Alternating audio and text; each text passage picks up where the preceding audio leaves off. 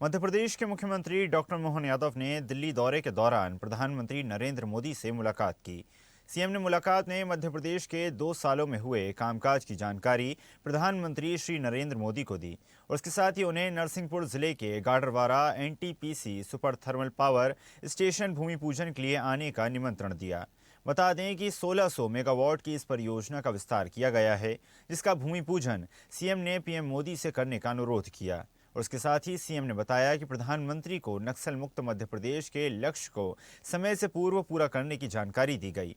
सरकार की 2 वर्षों की उपलब्धियों, आगामी कार्य योजना और समृद्ध किसान समृद्ध मध्य प्रदेश के संकल्प को लेकर मनाए जा रहे कृषक कल्याण वर्ष 2026 की रूपरेखा से अवगत करवाया गया। साथ ही अभ्युदय मध्य प्रदेश ग्रोथ कॉन्क्लेव के माध्यम से 8 लाख करोड़ से अधिक के निवेश एवं बड़े पैमाने पर रोजगार सृजन की जानकारी भी साझा की गई। 2025 में मध्य प्रदेश में 10 सशस्त्र नक्सलियों को धराशायी किया गया, जिन पर 1.46 करोड़ रुपए का इनाम घोषित था और 13 नक्सलियों ने हथियारों सहित आत्मसमर्पण किया।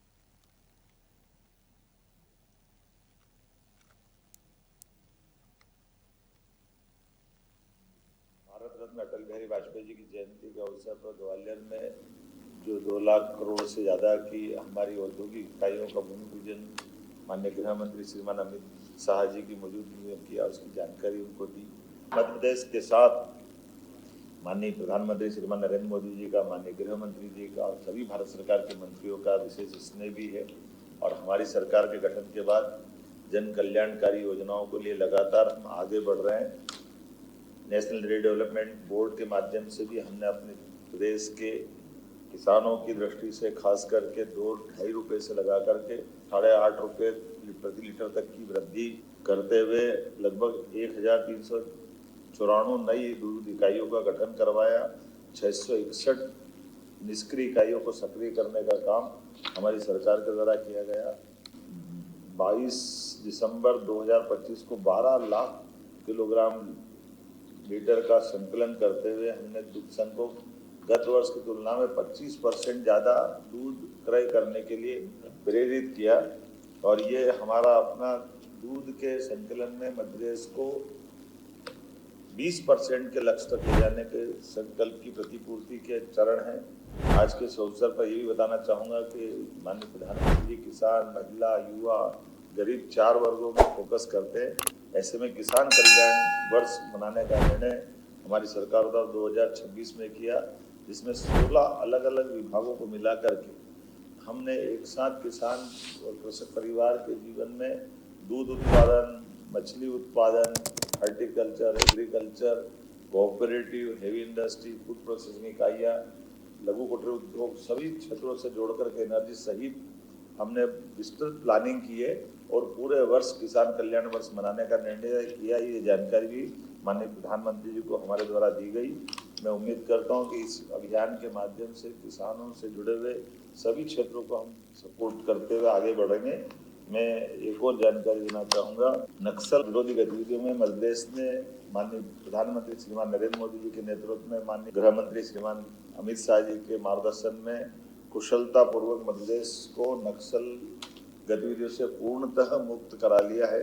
हमारा पहले डिंडोरी, मंडला, बालाघाट 3 जिले नक्सल गतिविधियों में अपनी सक्रियता पाते थे और उसके लिए धीरे धीरे क्रमशः पहले डिंडोरी, फिर मंडला, फिर बालाघाट और बालाघाट में भी सारा वनांचल हो या शहरी क्षेत्र सभी गाँवों में आज की स्थिति में नक्सल पूरी तरह से नक्सल मुक्त प्रदेश की श्रेणी में अगर कोई प्रदेश है तो हमारा मध्य प्रदेश है।